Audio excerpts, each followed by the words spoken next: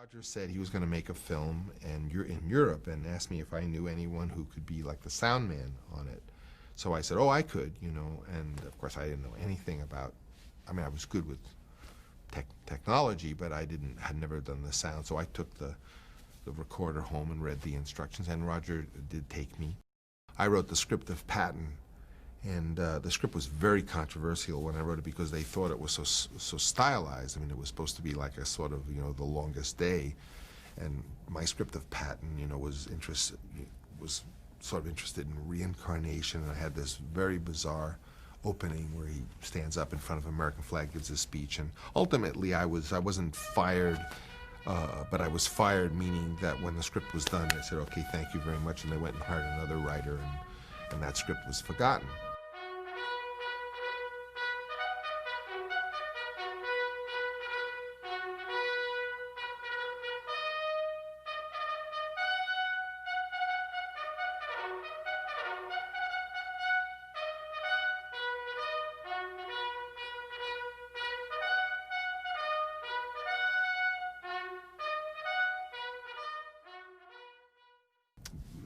And I remember very vividly this long kind of being raked over the coals for this opening scene. My point is that what I've learned is that the stuff that I got in trouble for, the casting for The Godfather or the flag scene in Patton, was the stuff that was remembered and was considered really the good work. In your own time, usually the stuff that's your best idea or work is going to be attacked the most ferociously, probably because it's new or because they had never seen an opening of a movie like that or seen a gangster movie done in the style. So you have to really be courageous about your instincts and your ideas, because otherwise you'll just knuckle under and change it, and then things that might have been memorable will be lost. When you go on a set, that's one of the reasons George Lucas never directed again. No one knows this, but when he made Star Wars over there in England, George is sort of a little skinny version of me, and doesn't have the most physical kind of stamina, and he was so ridiculed and sort of, that kind of jock-like attitude that Cruise can have, putting him down for what he was doing and stuff.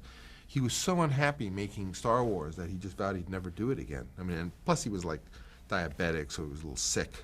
That's why someone today said you ought to love what you're doing, because, especially in a movie, you really have to love the project and love the story, because you will, over the time, you really will start to hate it. And the fact that you say, gee, but I really like what this is about, is a very valuable asset.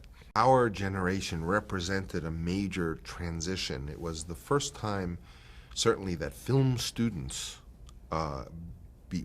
were given the chance to make films. Film in the past was it was a profession that you kind of worked your way up. Frank Capra was a prop man. I think John Ford was a prop man, and it was a little bit of a father and son thing, and you kind of worked your way up. And when we all went to film school, my class and my comrades there, we didn't think we were ever going to really get to make feature films. We thought we would end up making industrial films, or, possibly, some be on the fringe, or maybe get involved in television. My aspirations when I went, I had no idea. I just wanted to be part of the film business. I had no idea that I'd really get to direct feature films or to be successful at it. And of course, my story is that when I was going for my graduate degree, I decided I was going to make a feature film as my thesis. That's what I was famous for, was that I was not only the first film student to kind of become a professional director, but I also had my thesis film be a feature film, which was You're a Big Boy Now.